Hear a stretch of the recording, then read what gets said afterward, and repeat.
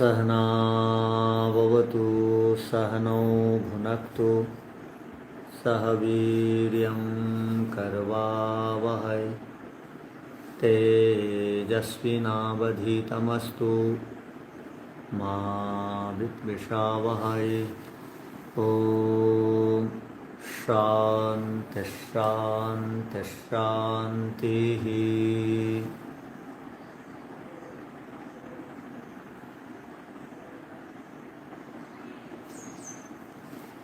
न्याय दर्शन में प्रथम अध्याय के प्रथम आह्निक के 28 सूत्रों तक हम लोगों ने देखा है, पढ़ा है। अब 29वें सूत्र से देखेंगे, पढ़ेंगे। पीछे तंत्रों का भेद बताया गया था। तंत्रों में भेद होने से सिद्धांत में भी भेद हो जाते हैं। हम लोगों ने पढ़ा था 27वें सूत्र में, और 27 से पहले 26वें सूत्रों में हम लोगों ने पढ़ा था कि सिद्धांत 3 होते हैं। अब प्रश्न उपस्थित होता है, यदि 3 होते हैं तो 4 क्यों हुए? तंत्र, अधिकरण, अभ्युपगम 26वें सूत्र में बताया गया, और 27 में बता दिया गया कि 4 होते हैं। तो उसके पीछे कारण बताया, 4 बचाने के पीछे 4 क्यों होते हैं, उसको बताने के पीछे कारण क्या बताया? तंत्र में भेद होने से सिद्धांतों में भेद हो गए। तंत्र में भेद दिखाई देते हैं, अर्थात कुछ तंत्र ऐसे हैं, तंत्र माने शास्त्र, सर्वतंत्र हैं, और कुछ तंत्र ऐसे हैं प्रतितंत्र हैं। तो तंत्रों में भेद हो जाने से सिद्धांतों में भेद हुए। न तो मूलतः देखेंगे तो सिद्धांत 3 है, किंतु तंत्र में भेद होने के कारण सिद्धांत और एक बढ़ गया। अर्थात तंत्र संस्थिति नहीं कह करके सर्वतंत्र संस्थिति कह दिया गया, और प्रतितंत्र संस्थिति कह दिया गया। सर्व और प्रति शब्द तंत्र के साथ जुड़ गया और एक को 2 बना दिया गया। तो इसका उत्तर क्या होगा? आपको पूछेंगे, प्रथम सूत्र में 3 बताए गए थे सिद्धांत या संस्थिति, बाद वाले सूत्रों में, इस सूत्र में 4 क्यों बताया गया? तो आपको उत्तर देना आना चाहिए। क्या उत्तर देना आना चाहिए? कि तंत्र और अधिकरण, अभ्युपगम कह करके पहले 3 संस्थितियों के विषय में बताया गया, किंतु तंत्रों में भेद होने से कुछ तंत्र सर्वतंत्र होते हैं, कुछ तंत्र प्रतितंत्र होते हैं। इसलिए तंत्रों में भेद होने से सिद्धांतों में भेद कर दिया गया, अर्थात 3 सिद्धांतों को और एक तंत्र बढ़ गया। तंत्र तो नहीं बढ़ा, प्रतितंत्र और सर्वतंत्र भेद से 2 तंत्र हो गए, इसीलिए 4 हो गए। तो चारों का नाम 27वें सूत्र में हम लोगों ने देखा था। क्या क्या 4 नाम हो गए? 4 नाम क्यों बताया? क्योंकि सबका अर्थ अलग अलग है। सबका अर्थ अलग होने से 4 नाम बता दिए गए। किसी का अर्थ किसी से नहीं मिलता है। सर्वतंत्र और प्रतितंत्र आपस में नहीं मिलते, और सर्वतंत्र प्रतितंत्र से अधिकरण नहीं मिलता, और सर्वतंत्र प्रतितंत्र अधिकरण से अभ्युपगम नहीं मिलता है। इसलिए चारों को अलग अलग बताया गया है। अब चारों की व्याख्या भी की जाएगी। कल एक की व्याख्या की गई थी 28वें सूत्र में। सर्वतंत्र सिद्धांत किसे कहते हैं?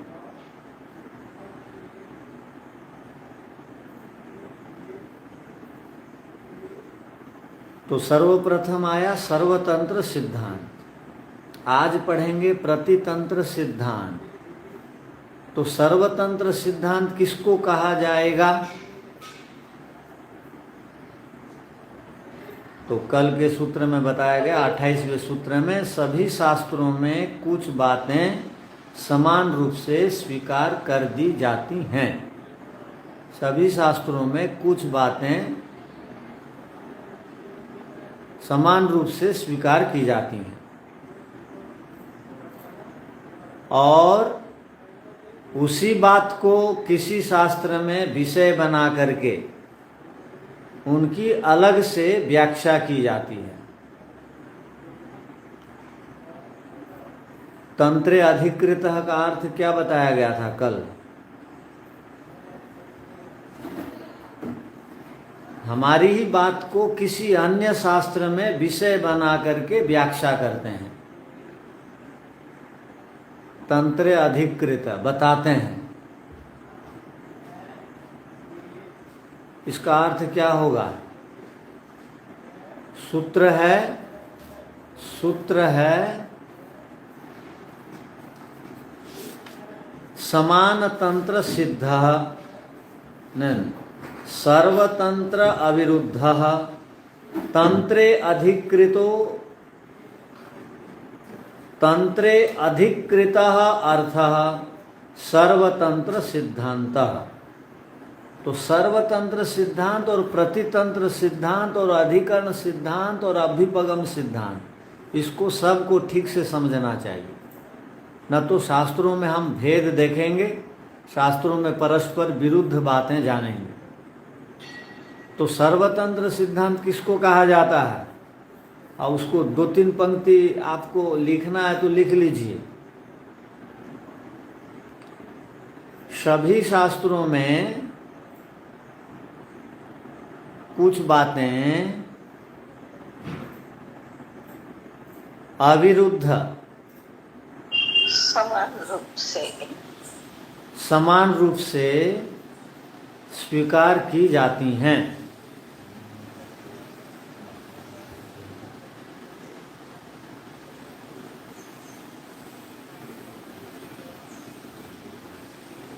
और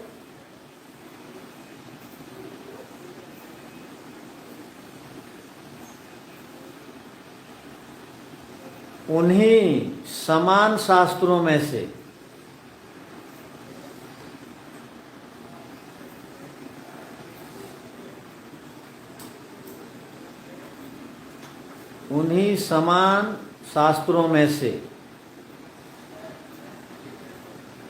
कुछ विषयों को लेकर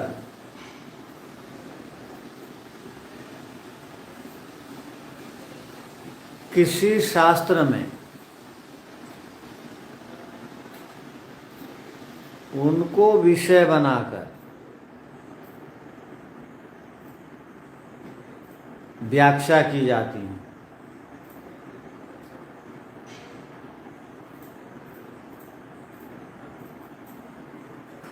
ऐसे विषयों या सिद्धांतों को सर्वतंत्र सिद्धांत कहते हैं। ऐसे विषयों या सिद्धांतों को सर्वतंत्र सिद्धांत कहते हैं।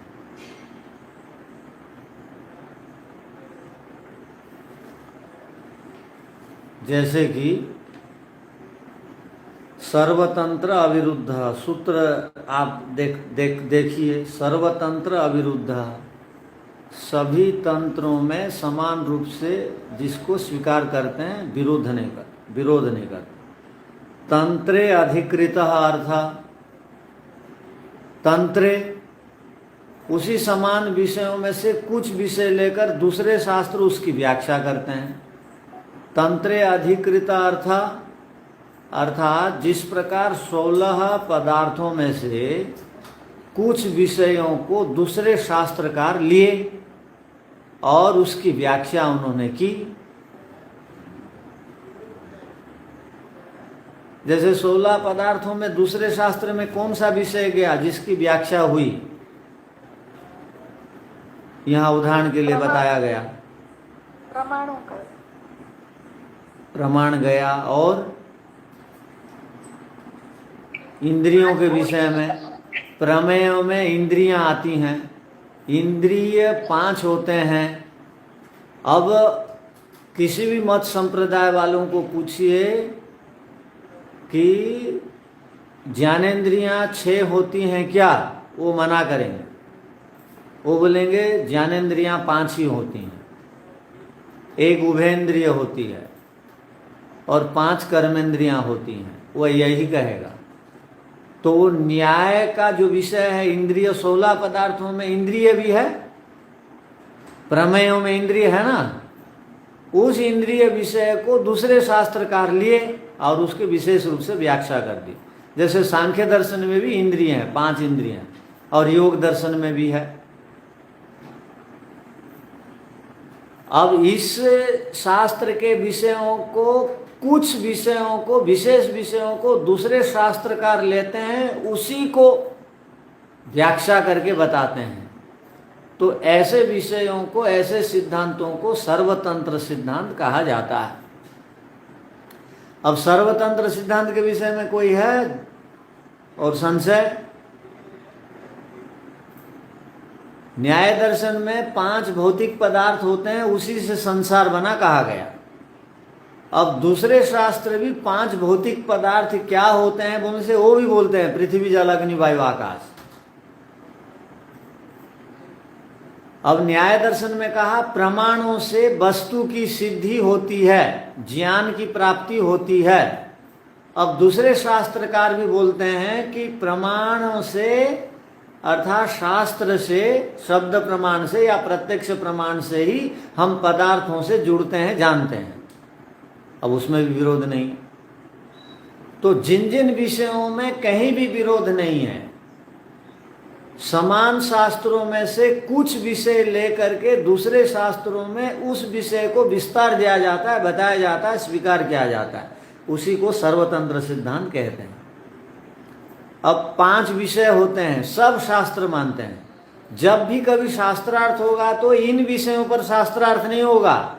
इंद्रियां 6 होती हैं, विषय 6 होते हैं, इंद्रियां 5 ही होती हैं, विषय 5 ही होते हैं, ऐसा ही कहा जाएगा। शास्त्रार्थ में 5 विषयों का विरोध कोई नहीं करता है, 5 इंद्रियों का विरोध कोई नहीं करता है, 5 महाभूतों का विरोध कोई नहीं करता है। और शास्त्रार्थ में कोई ये भी नहीं बोलता है कि प्रमाणों से अज्ञान बढ़ता है, प्रमाणों से वस्तु की सिद्धि नहीं होती है, कोई भी नहीं बोलेगा। तो जिन विषयों में कहीं भी विरोध नहीं है, जो विषय किसी एक शास्त्र से लेकर दूसरे शास्त्र में उन विषयों में से कुछ विषयों को व्याख्या करते हैं, उसको सर्वतंत्र सिद्धांत कहते हैं। अब सब लोग समझ गए। अब पीछे के विषय में से किसी को कुछ पूछना है? नहीं।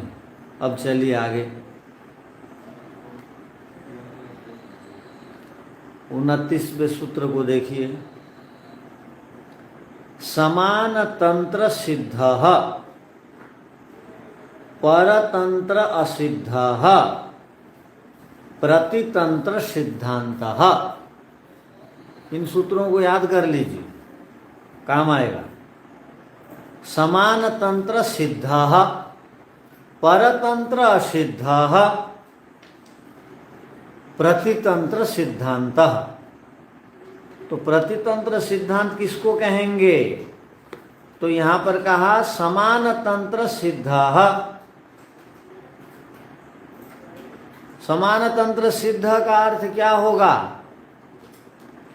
एक तंत्र अर्थात समान तंत्र का अर्थ हो गया एक शास्त्र का दूसरे शास्त्र के साथ समानता है। समान तंत्र सिद्ध का एक शास्त्र का दूसरे शास्त्र के साथ समानता है। जैसे इसमें है वैसे उसमें भी है, इसको बोलेंगे समान तंत्र सिद्ध।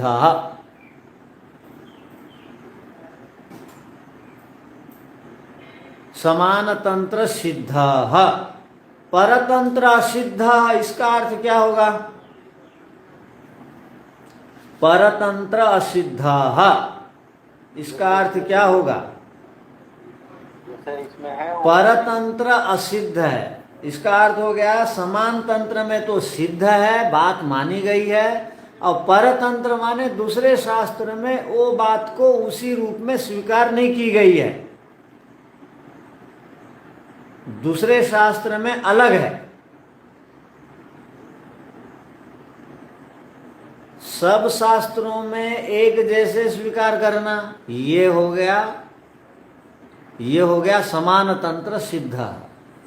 वही विषय को यदि समान शास्त्र से हटकर दूसरे शास्त्रों में प्रतितंत्र का प्रति माने विपरीत, समान से विपरीत बातें जिन शास्त्रों में होंगी उसको कहेंगे प्रतितंत्र। प्रतितंत्र समान शास्त्र में जो सिद्ध है दूसरे शास्त्र में अलग है,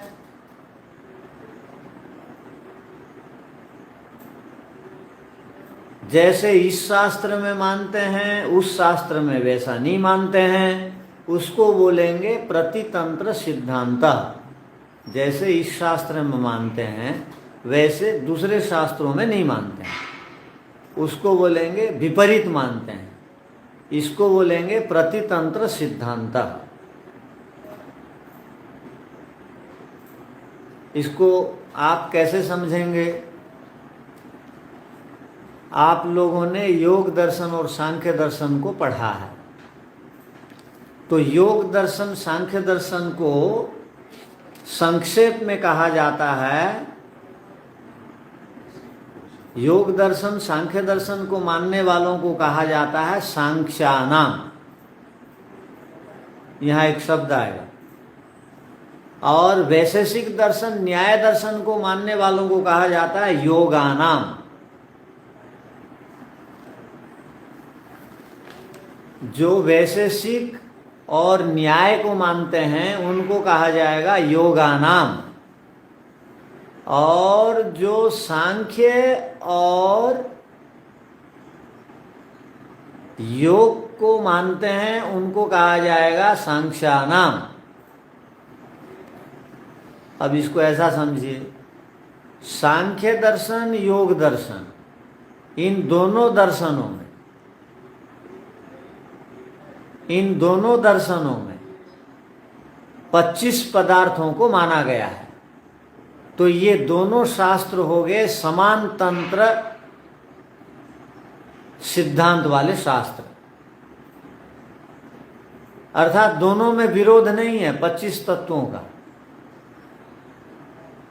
जिस प्रकार प्राकृतिक पदार्थ 24 होते हैं, एक पुरुष पदार्थ है जो चेतन पदार्थ है वो 25वां है, जिस प्रकार सांख्य दर्शन में 25 तत्वों की गणना की गई है, इनको माना गया है, वैसे ही आप योग दर्शन में भी 25 तत्वों को देख सकते हैं। कौन से सूत्र में? सांख्य दर्शन का सत्व रजस तमसाम साम्यावस्था प्रकृति महान, इस सूत्र में आप देखिए पंचविंशतिर्गणा लिखा, 25 तत्व होते हैं। और योग दर्शन में आप देखना चाहते हैं तो वहां देख लीजिए, विशेष अविशेष लिंग मात्र लिंगानी गुण परवाणी, वहां पर 24 तत्वों का वर्णन है। और दृष्टा शुद्धोपि प्रत्यानुपश्य,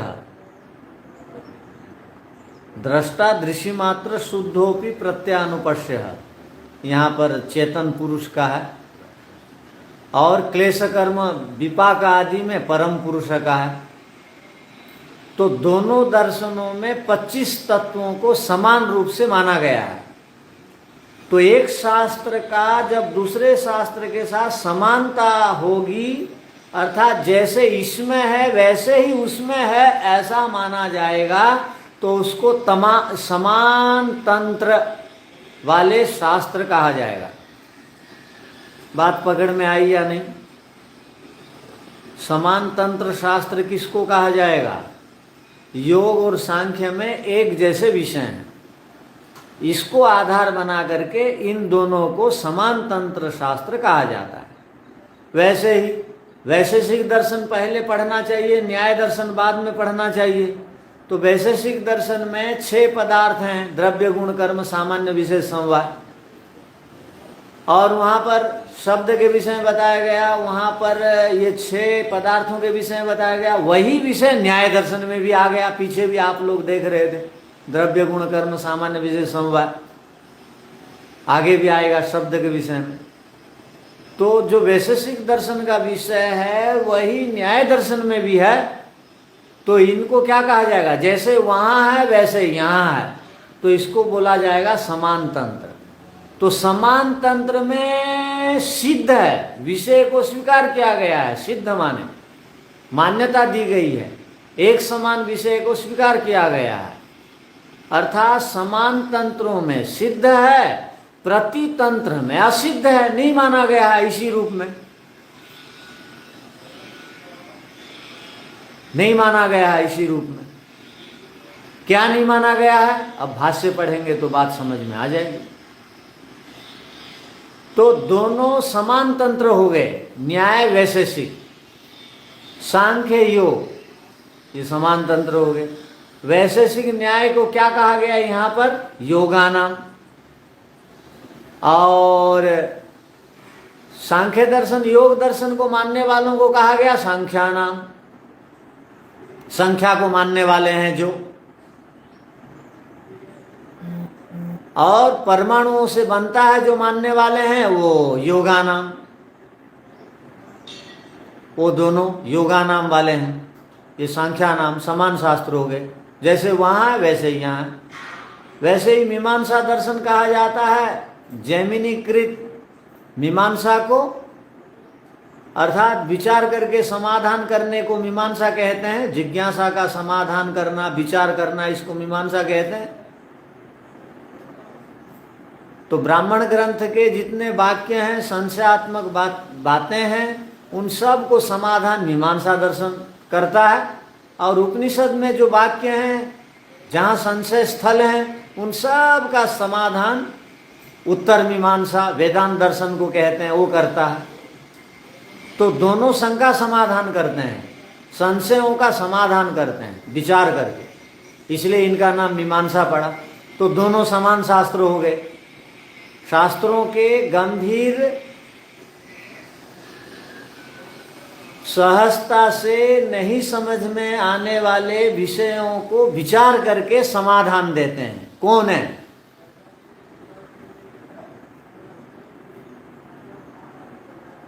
मीमांसा दर्शन। तो पूर्व मीमांसा किसको कहा जाएगा? मीमांसा वेदांत। अच्छा, पूर्व मीमांसा कहा जाएगा जैमिनी प्रणीत को।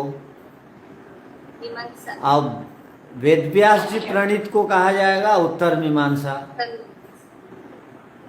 हाँ, उसका नाम वेदांत था, किंतु उसमें भी मीमांसित की गई है,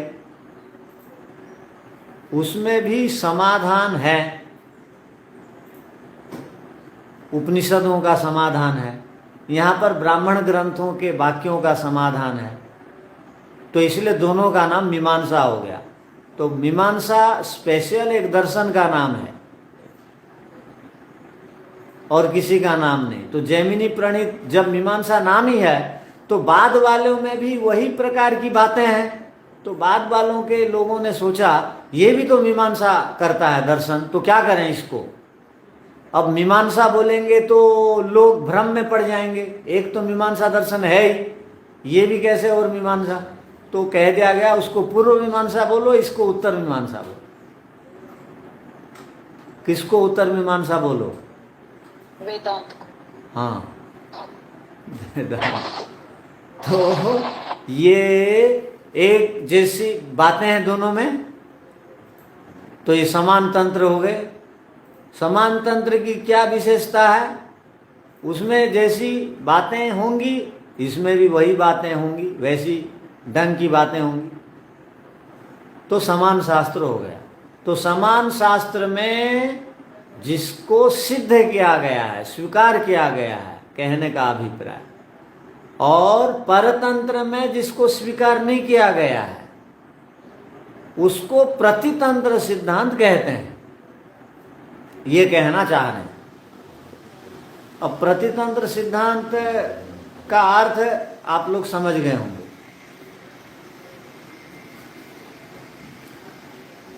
अब भाष्य देखिए, यथा उदाहरण दे करके समझाना और ऐसे उदाहरण देना जिसको सब समझ लें, पकड़ लें। तो ऐसा उदाहरण यहाँ पर दिया गया है। देखिए क्या उदाहरण, आप अभी जल्दी जल्दी पकड़ लेंगे। अब सांख्या नाम का उदाहरण दे रहे हैं। सांख्या नाम माने क्या? योग और सांख्य। ठीक है, योग और सांख्य।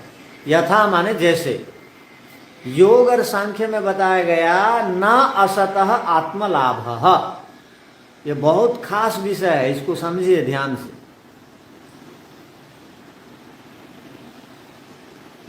न असतः आत्मलाभ, न माने नहीं, असतः माने अभाव से, आत्मलाभ माने भाव की उत्पत्ति नहीं होती है, द्रव्य की उत्पत्ति नहीं होती है। कोई भी द्रव्य आत्मा माने स्वरूप में नहीं आता, द्रव्य रूप में नहीं आता। कभी भी असत से द्रव्य की उत्पत्ति नहीं होती है। जो अभाव वाले पदार्थ हैं वो कभी भी उत्पन्न नहीं होंगे। ये किसका विषय है? सांख्य योग का विषय है। न सतः आत्महानम, पंचमी विभक्ति है, ध्यान रखिए। असतः में विसर्ग भी है, किंतु आ है बोल करके विसर्ग का लोप हो गया।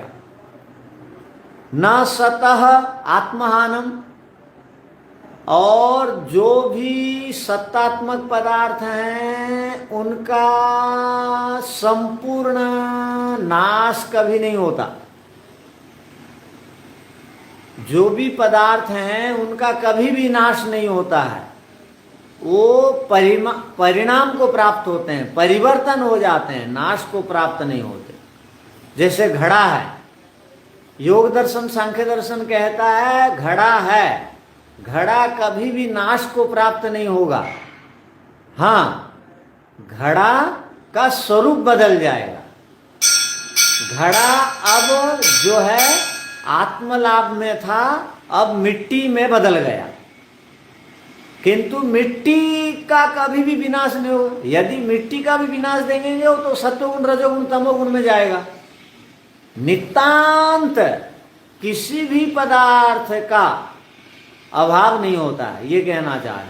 अर्थात नाश को प्राप्त कोई भी पदार्थ बिल्कुल नहीं हो जाते हैं। तो क्या दो बातें क्या हुई योग और सांख्य की? वो ये कह रहे हैं योग और सांख्य का मत है न असतः आत्मलाभ, अभाव से भाव की उत्पत्ति नहीं होती है, और जिनकी सत्ता है वो संपूर्ण नाश को प्राप्त नहीं होती। आगे देखिए उनका और क्या सिद्धांत है। किनका? योग और सांख्य वालों का। निरतिशया चेतना,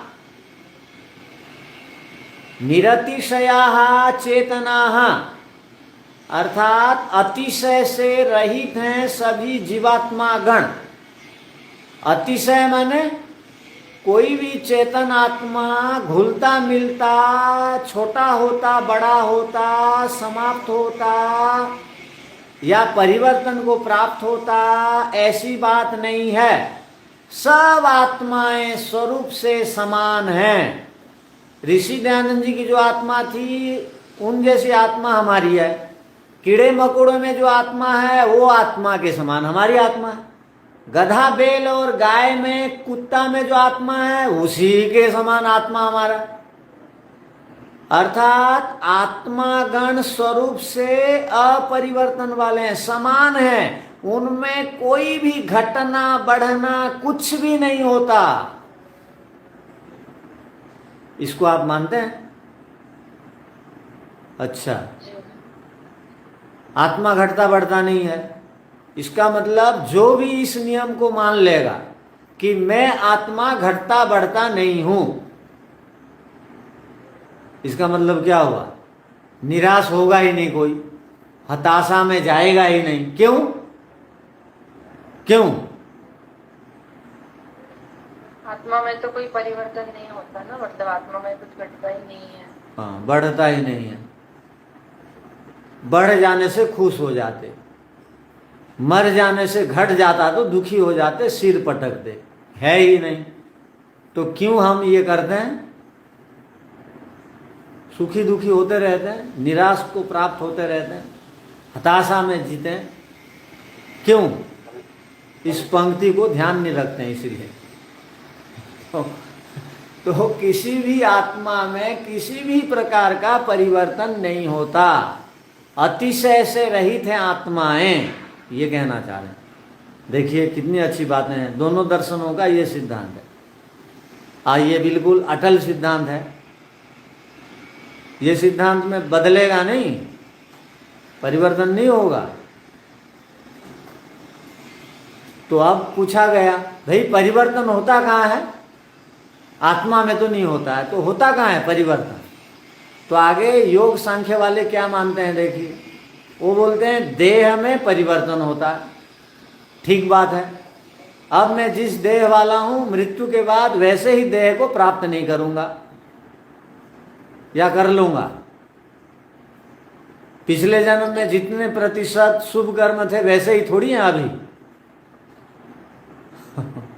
पुण्य या तो कम हुआ होगा या तो बढ़ गया होगा।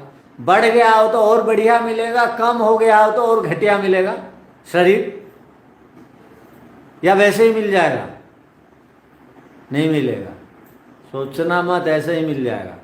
ये मिलना ही नहीं है, तो इसकी सुरक्षा के लिए रात दिन 24 घंटा लगाना भी नहीं है, आत्मा की सुरक्षा के लिए लगाना है। हम किसकी सुरक्षा में लगे हुए हैं? देह की सुरक्षा में। 4 बजे से लेकर सोते तक क्या खाऊंगा, कल क्या बनेगा, आज से चिंता, तो वो ठहरता ही नहीं है। तो इसका मतलब हो गया देह में परिवर्तन होगा, देह अलग अलग होंगे, इंद्रियों में भी परिवर्तन होगा।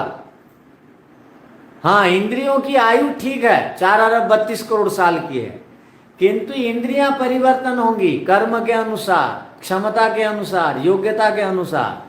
यदि आप अभी तपस्वी बनेंगे तो ठंड गर्मी आदि को सह सकेंगे। यदि आप अभी आंख से रात को काम नहीं लेंगे, सामने से विभिन्न प्रकार के दृश्यों को आंख से दिन भर ऐसे देखेंगे नहीं, तो आंख अधिक दिन तक काम आएगी, चश्मा नहीं चढ़ेगा। न तो आंख, अब आंख खराब हो जाएगी का मतलब वो स्थूल रूप से बोल रहा हूं, सूक्ष्म रूप से नहीं। सूक्ष्म रूप से तो उसमें कोई परिवर्तन नहीं। तो यहाँ क्या कहा गया? देह, इंद्रिय, मन भी परिवर्तन हो जाता है। सबका मन अलग अलग है। किसी का मन जल्दी लग जाता है पढ़ाई में, किसी का मन लगता ही नहीं है। अब 40 आदमी का मन लगा है, बाकी लोग नहीं है क्या हैं? तो नहीं लगता उनका मन।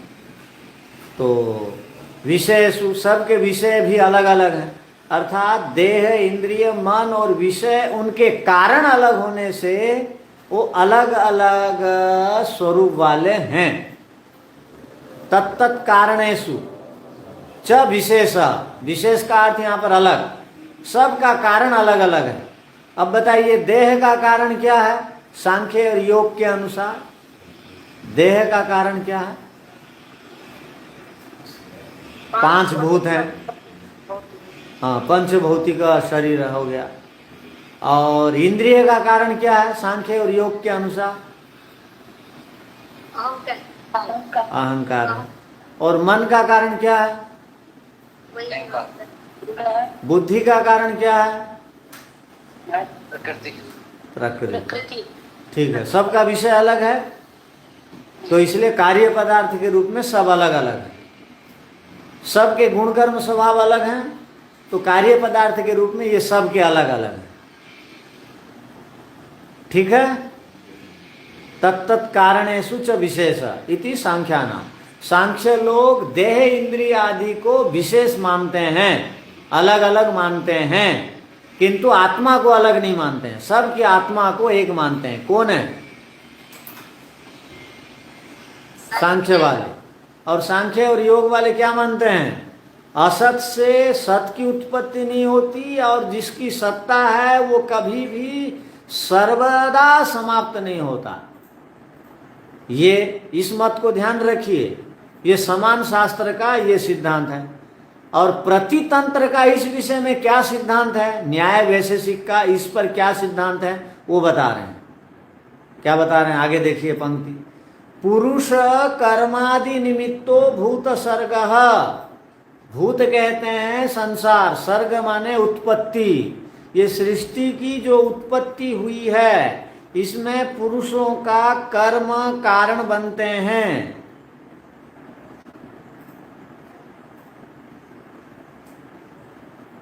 पुरुषों का कर्म उत्पत्ति के पीछे कारण है। अर्थात ध्यान रखिए क्या कह रहे हैं।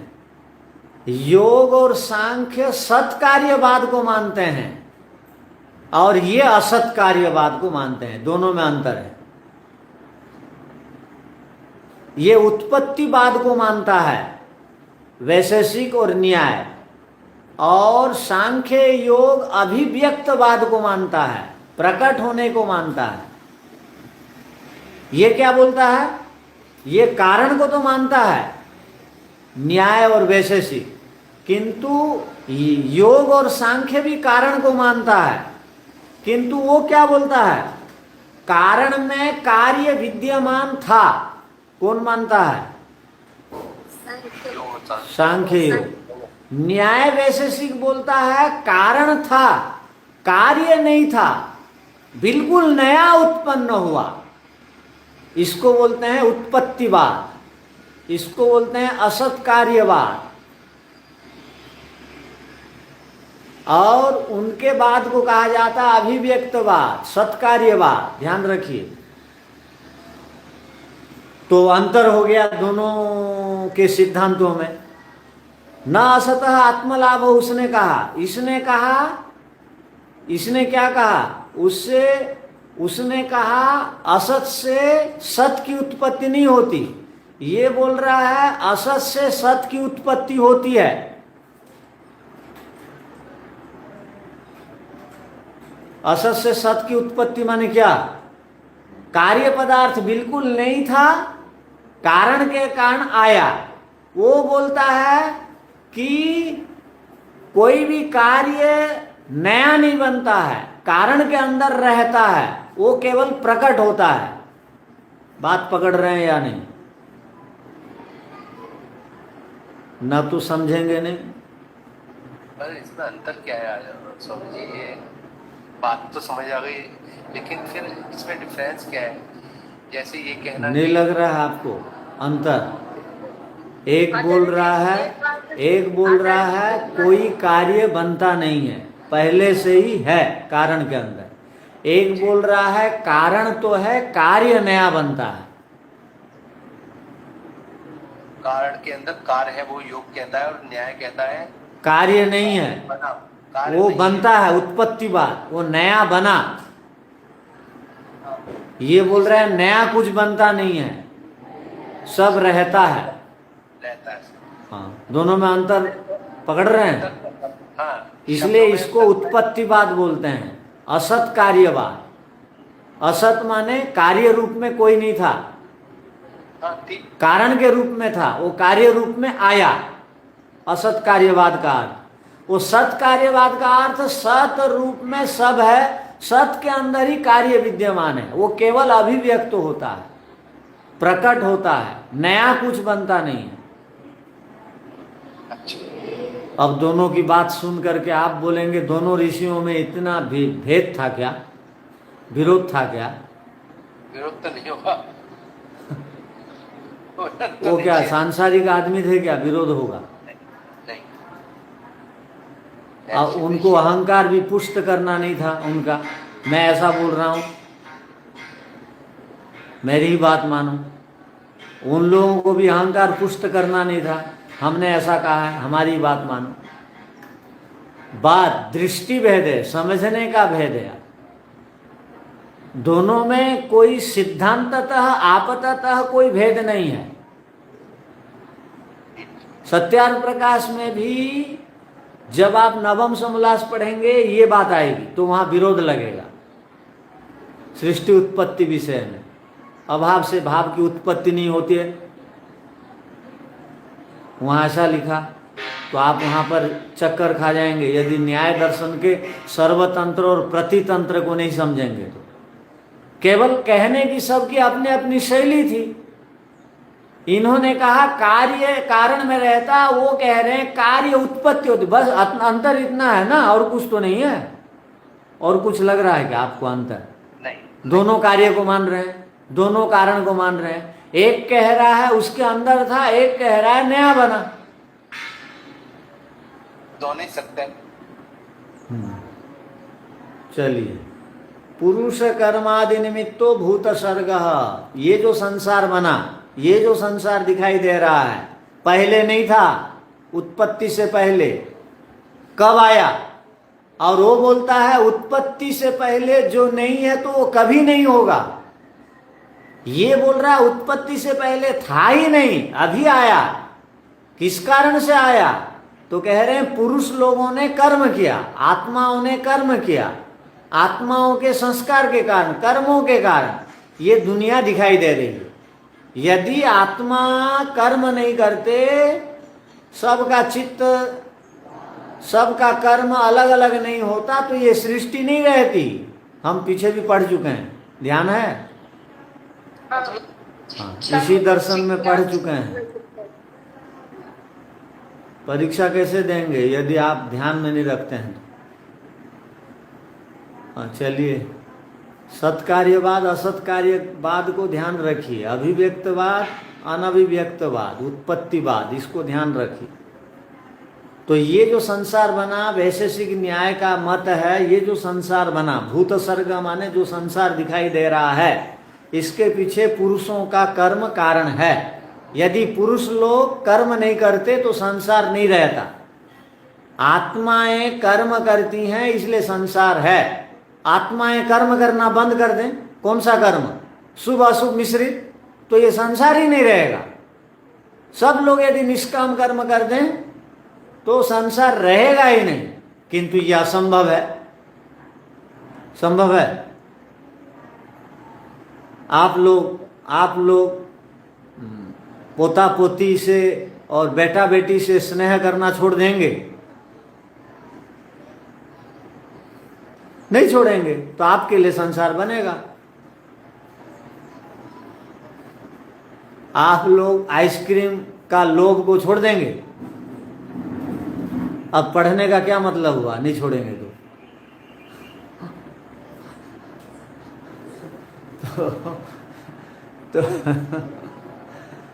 तो जब तक पदार्थ के प्रति प्रीति रहेगी तब तक संसार आपके लिए बनेगा।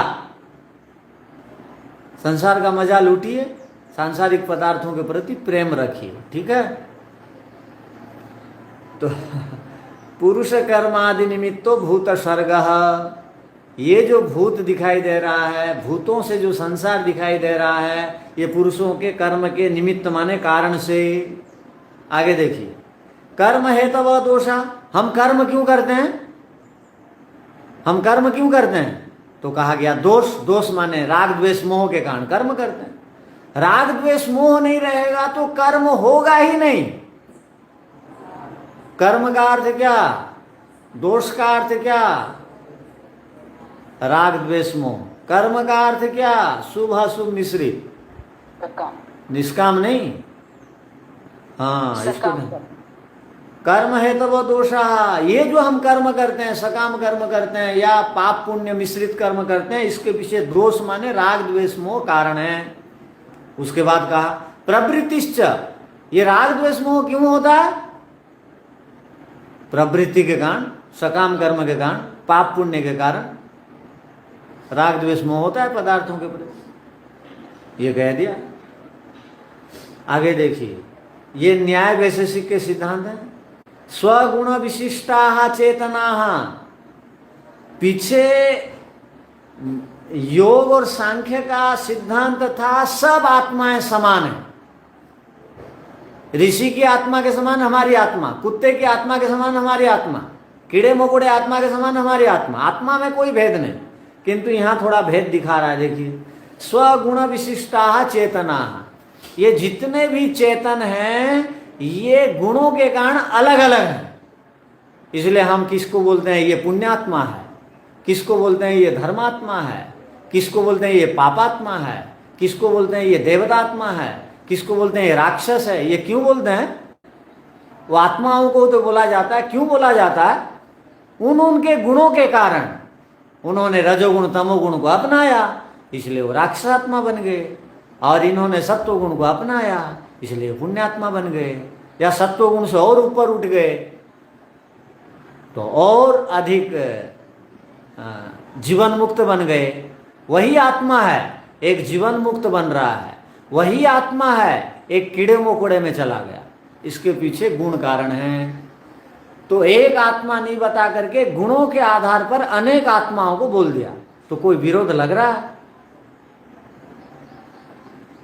किंतु इसमें विरोध निकाल सकते हैं आप। प्रतितंत्र शास्त्र है तो विरोध लगेगा आपको, विपरीत लगेगा, किंतु एकाग्रता से विचार करेंगे तो विरोध नहीं है। तो ये क्यों बताया न्याय दर्शन में?